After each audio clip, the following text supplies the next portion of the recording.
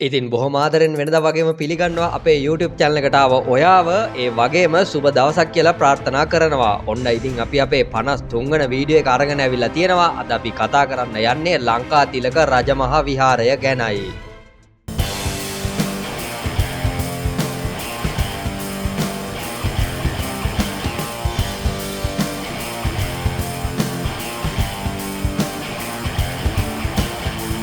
ගංගසිරිපුර හෙවත් ගම්පොල රාජධානි සමයේ උඩුනුවර ප්‍රදේශයේ මනස්කාන්ත කඳුමුදුනක් මත ඉදිකර ඇති බැලූ බැල්මටම මාලිගයක් වගේ පෙනෙන මේ ලංකාතිලක රජමහා විහාරය ශ්‍රී ලංකාවේ ඇති සුවිශේෂී විහාරවලින් එකක්.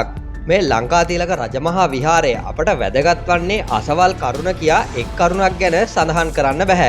මොකද ඒ තරමටම මේ විහාරය වැදගත් කරුණු ගණනාවකින් සමන්විත වෙනවා. ඉතින් මේ කරුණු මොනවද කියලා අපි එකින් එකට පිළිවෙලට කතා කරමු. මුලින්ම මෙම විහාරය ඉදිකිරීම හා සම්බන්ධ අතීත කතාව දෙසට හැරුණොත් මෙම විහාරය ඉදිකර ඇති ගල්තලාව හඳුන්වන්නේ පැන්හල්ගල නමින්. මෙම පර්වතය පාමුල භික්ෂූන් වහන්සේලාගේ විහාරාරාම ඈත අතීතයේ සිටම පැවතිලා තිබිලා තියෙනවා. ගම්පොල යුගයේ එහි වාසය කළ එක්තරා තරුණ භික්ෂූන් වහන්සේ නමක් තම ගුරු හාමුදුරුවන් සමග යම් කරුණකට අමනාප වී ඒ හේතුවෙන් මේ පර්වතය මුදුනට වී හුදකලාව ඉඳලා තියෙනවා. එම තරුණ භික්ෂූන් වහන්සේ මෙම ගල්තලාවේ තිබූ ජම්බු ගහකින් හෝ නෙල්ලි ගහකින් ගෙඩි කඩාගෙන කන්න පටන්ගත් බව කියවෙනවා. මේ වෙලාවේ ඒ අසල තිබුණ පොකුණ දෙස බැලුව උන්වහන්සේට එහි රත්තරන් කලයක් පාවෙන බව පෙනිලා තියෙනවා. එම කලය ගැනීමට සැරසුන උන්වහන්සේට එය ගැනීමට නොහැකි වී ජලයේ රන් කලය ගිලී තිබෙනවා. මෙම කරුණ ටිකක් අද්භූත නිසා භීතියටපත් උන්වහන්සේ ඒ බව තම ගුරු හාමුදුරුවන්ට දන්වලා තිබෙනවා. ගුරු හාමුදුරුවන්ද මේ බව සොයා බලා එහි සත්‍යතාවය දැක එකල සිරිලක රජතුමා වන 4 වන බුවනෙකබාහු රජුට මේ බව දන්වලා තිබෙනවා. ඉතින් මේ පිළිබඳව සොයා බලන්න තම ප්‍රධාන අමාත්‍යතුමන් වන සේනාධිලංකාර ඇමතිතුමාට මේ කටයුත්ත පවරලා තිබෙනවා. මේ ගැන සොයා බැලූ ඔහු මෙය ජයභූමියක් බවත් මෙතන රජතුමාට මාලිගයක් ඉදිකිරීමට සුදුසු බවටත් යෝජනා කර තිබෙනවා. නමුත් දුරදක්නා නුවණක් තිබූ 4 වන බුවනෙකබාහු රජු අලංකාර විහාර මන්දිරයක් මෙතන ඉදිකිරීමට සුදුසු බවට යෝජනා කර මෙම ලංකාතිලක රජමහා විහාරය එම ස්ථානයේ ඉදිකර තිබෙනවා.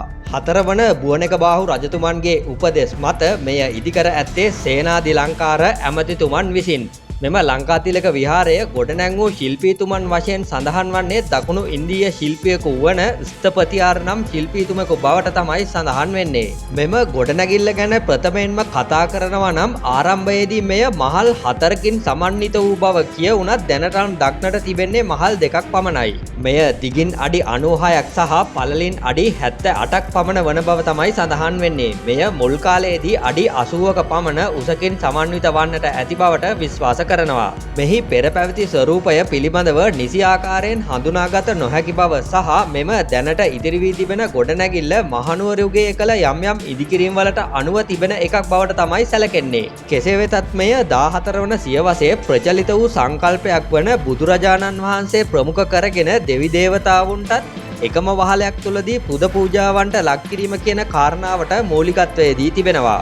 මොකද ප්‍රතිමා ගෘහයට සම්බන්ධ වන අයුරින් ඉදිකර ඇති සමන් විභීෂණ උපුල්වන් කතරගම සහ ගණ දෙවියන්ට කැපවුණු දේවාල 5ක් තිබෙන ආකාරය අපට දැක බලාගත හැකියි. මෙය කළුගලින් ඉදිකළ පාදමක් මත ගඩොලින් කළ විහාර මන්දිරයක්. මෙම ලංකාතිලක විහාරයේ ප්‍රධාන ප්‍රතිමා ගෘහයට ඇතුළු වීමේදී අපට පිහිටි ගලේ කැටයම් කළ අර්ධ වෘත්තාකාර තීරුවලින් සමන්විත සඳකඩ පහනක් හමු වෙනවා. ඒ වගේම දෙපසින් මුරගල් දෙකක් වෙනුවට ගල් කුළුණු දෙකක් යොදා ඇති බවක් අපිට පෙනෙනවා. සාමාන්‍යයෙන් අපට කලාතුරකින් දැකගත හැකි ගජසිංහ රූප කැටයම් කරන ලද අලංකාරවත් කොරවක් ගල් දෙකක් අපට දැක බලාගත හැකි වෙනවා. මෙයට ඇතුළු වීමට අලංකාර මෙන්ම විශාල මකර තොරණක් සහිත දොරටුවක් තිබෙනවා. දැනට ලංකාවේ තිබෙන ප්‍රතිමා ගෘහ අතුරින් ඇතෙකුට පවා ඇතුළු විය හැකි තරමේ විශාලත්වයක් ඇති දොරටුවක් තිබෙන ප්‍රතිමා ගෘහ ඉතා සුළු ප්‍රමාණය අතුරින් හොඳින්ම සංරක්ෂණය වී ඇති එකම විහාර ඇතුළුවීමේ දොරටුව තමයි මේ ලංකාතිලක විහාරයේ ඇතුළුවීමේ දොරටුව.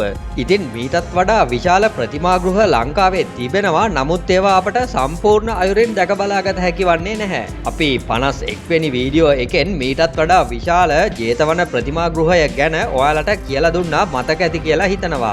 ඉතින් මෙම විහාර මන්දිරයට ඇතුළුවීමේදී අපට හමුවනවා ගම්පොළ යුගයේදී පටන්ම තිබෙන බවට සැලකෙන අති විශාල දැවමය දොරටුවක්. එහි තව කුඩා දොරටුවක්ද තිබෙනවා. මෙය ඉතාමත් අලංකාර වෙනත් ස්ථානවල දැක ගැනීමට අපහසු මල් ලියකම් චිත්‍ර ගණනාවකින් අලංකාරය කර තිබෙනවා. මේ ලංකාතිලක රජමහා විහාරයේ විහාර මන්දිරය ගම්පොළ යුගයේ කලා නිර්මාණ වලින් අනූන අගනා විහාර මන්දිරයක්. මෙහි ප්‍රධාන බුද්ධ ප්‍රතිමාව ධ්‍යාන එහෙමත් නැත්නම් සමාධි බුද්ධ ප්‍රතිමාවක්. මෙය ගඩොලින් ඉදිකර කපරාරු කර රන් ආලේප කළ බුද්ධ ප්‍රතිමාවක්. මෙහි චීවරය රතු පැහැයෙන් පෙන්වා තිබෙනවා. චීවරයේ රැලි දිය රැල්ලක් ආකාරයට පෙන්වා තිබෙනවා.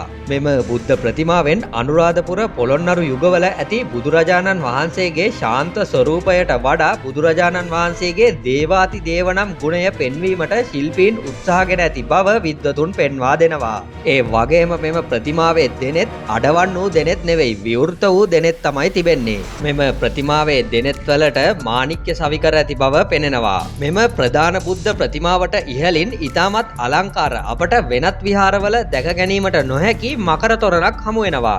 එය ඉතාමත් විචිත්‍රවත් මකර තොරණක්. මෙම මකර තොරණට ඉහළින් සතරවරම් දෙවිවරු තම භාර්යාවද සමගින් වැඩ සිටින ආකාරයක් පෙන්눔 කරනවා. ඒ වගේම එම දෙවිවරුන්ගේ වාහන මෙම අර්ධමානව ස්වරූපයෙන් පෙන්눔 කරන බව කියවෙනවා. මීට අමතරව සුද්ධාවාස බ්‍රහ්මයින්ද වැඩ සිටින බවක් මෙහි පෙන්눔 කරනවා. මෙය අපට සාමාන්‍යයෙන් දැක ගැනීමට අපහසු දුර්ලභ දෙයක්. මෙම ප්‍රතිමාගෘහයේ ප්‍රධාන සමාධි බුද්ධ ප්‍රතිමාවට අමතරව දෙපසින් හිටි බුද්ධ ප්‍රතිමා දෙකක් තිබෙනවා. මෙම බුද්ධ ප්‍රතිමාවලද සමාධි බුද්ධ ප්‍රතිමාවේ ඇති ලක්ෂණ අපට දැක බලාගත හැකියි. මෙම හිටි බුද්ධ ප්‍රතිමාවලට පිටුපසින් බුද්ධ රශ්මි මාලාවද නිර්මාණය කොට තිබෙනවා.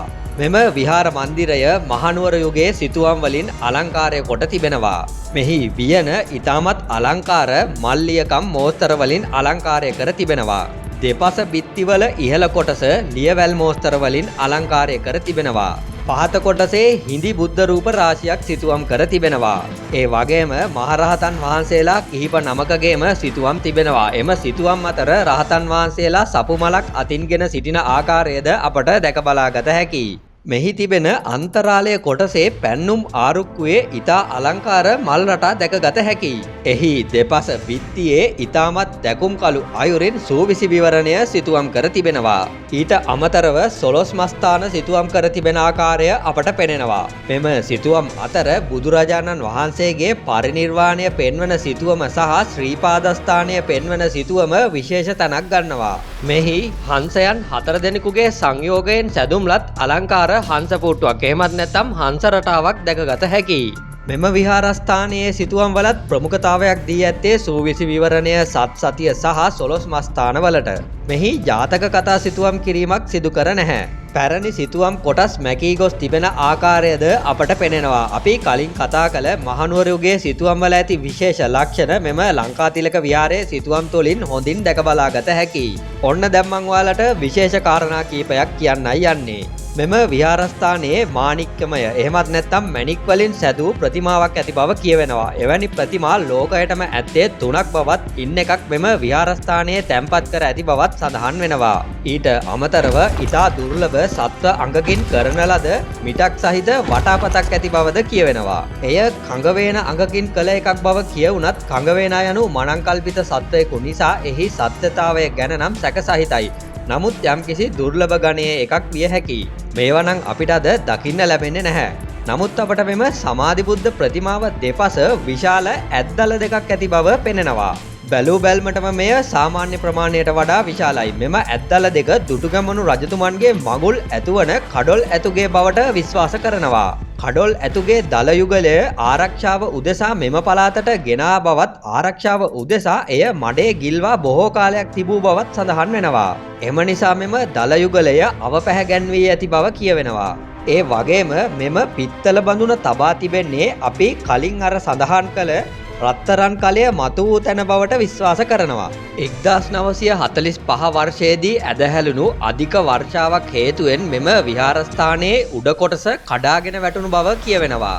දක්ෂ වඩු ශිල්පියෙකු වන ගොඩපොළ ගන්ලද්දා නම් ශිල්පීතුමන්ගේ සැලැස්මල් වලට අනුව මේ ආකාරයෙන් ලී යොදා අද අපට මේ දිස්වන ආකාරයෙන් නිර්මාණය කර ඇති බව කියවෙනවා. මෙම විහාර භූමියේ ගල්තලාවේ මධ්‍යකාලීන සිංහල අක්ෂර වලින් සහ දෙමළ අක්ෂර වලින් ලියවුණු විශාල සෙල්ලිපියක් අපට දැක බලාගත හැකි වෙනවා.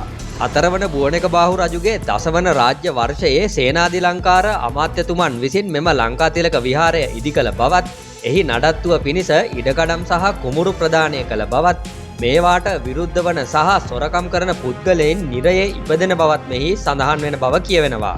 නැගෙනහිර දිශාවෙන් මෙම විහාරයට ඇතුළු වන්නේ නම් අපට මීටර් 45ක් පමණ ගල් පඩි පෙළක් නැග පර්වතය තරණය කොට තමයි ඇතුළු වන්න සිදුවන්නේ. මෙහි අපට ගල් පඩි පෙළවල් දෙකක් දැකගත හැකි වෙනවා. ඉන් එකක් ගම්පොළ යුගයේ ඉදි කළ බව කියවෙනවා. අනෙක් ගල් පඩිපෙළ මෑත යුගයකදී ඉදි කළ එකක් බව කියවෙනවා. සාමාන්‍යයෙන් අතීතයේදී අපේ රජවරු යම් විහාරයක් ඉදි කළ පසු යම් හේතුවකින් එම විහාරය විනාශ වුවහොත් නැවත එය ඉදිකිරීමට පළමුව විහාරය ඉදිකිරීමට වැය වූ මුදල මෙන් දෙගුණයක වස්තුවක් තැන්පත් කරන බව සඳහන් වෙනවා. අද වෙද්දි නම් ඉතින් ලංකාවේ එලෙස තැන්පත් කළ බොහෝ නිදන් හොරු විසින් මංකොල්ල කාලා ඉවරයිනේ. ඉතින් මේ දෙවැනි අවස්ථාවේදී ඉදි කළ පඩිපෙළ නිර්මාණය කරන අවස්ථාවේදී යෙදූ ගල් වෙඩිල්ලකට 80 එලෙස තැන්පත් කළ නිදානයක් මේ ප්‍රදේශය පුරාවට විසිරී ගිය බවත් මේ අවට බොහෝ ප්‍රදේශයක වී ඇටමෙන් රත්තරන් විසිරී ගිය බවත් අපට දැනගන්නට ලැබුණා. ඉතින් මෙවැනි සුවිශේෂී සිදුවීම් රැසක් පිරුණු ඒ වගේම ගම්පොළ මහනුවර යුගවල ගෘහ නිර්මාණ ප්‍රතිමා කලාව සහ සිතුවම් කලාව පිළිබඳව අධ්‍යයනය කරන ඕනම කෙනෙකුට අගනා ස්ථානයක් තමයි මේ ලංකාතිලක රජමහා විහාරය කියලා කියන්නේ. ඔයා පාසල් යන කෙනෙක් නම් ඒ වගේම ඉතිහාසය බිතුසිතුවම් කලා නිර්මාණ පිළිබඳව උනන්දුවක් දක්වන කෙනෙක් නම් අනිවාර්යෙන්ම ගිහින් බලන්න ඕන තැනක් තමයි මේ ලංකාතිලක රජමහා විහාරය කියලා කියන්නේ. මේ සියලු දේවල් වලට සහාය ලබා දුන් ඒ වගේම තොරතුරු වලින් අපිව දැනුවත් කළ ලංකාතිලක රජමහා විහාරයේ කටයුතු බාර මන්තිලක මහතාටත් අපගේ විශේෂ ස්තුතිය මේ මොහොතේ පුද කර සිටිනවා. ඔන්න ඉතින් අපි ලංකාතිලක රජමහා විහාරය පිළිබඳව විස්තර ගොඩාක් අරගෙන ආවා. හිතනවා වීඩියෝ එක වැදගත් නැති කියලා වීඩියෝ එකට ලයික් කරන්න, ෂෙයා කරන්න, ඒ වගේම ඔයාලගේ අදහස කමෙන්ට් එකකින් අපිට කියන්න. මේ වගේ වැදගත් තොරතුරු දැනගන්න, ඉගෙන ගන්න අපේ YouTube channel එක subscribe කරලම අපිත් එක්ක එකතු වෙන්න කියලා ඔයාලට ආරාධනා කරනවා. වෙනදා වගේම description එකේ තියෙන link එකෙන් ගිහින් ලංකාතිලක රජමහා විහාරයේ photos download කරගන්න, ඒවා ඔයාලගේ අධ්‍යයන කටයුතු වලට යොදා ගන්න. අපේ ඊළඟ වීඩියෝ එක විදිහට ලංකාවේ විහාරස්ථානවල තිබෙන මකර තොරණ සහ මකරා කියන අංගය පිළිබඳව විස්තර ගොඩාක් අරගෙන එනවා. ඒ වීඩියෝ එකෙන් හම්බ වෙනකන් ගිහින් එන්නම් අපි ආට් ලංකා exploration.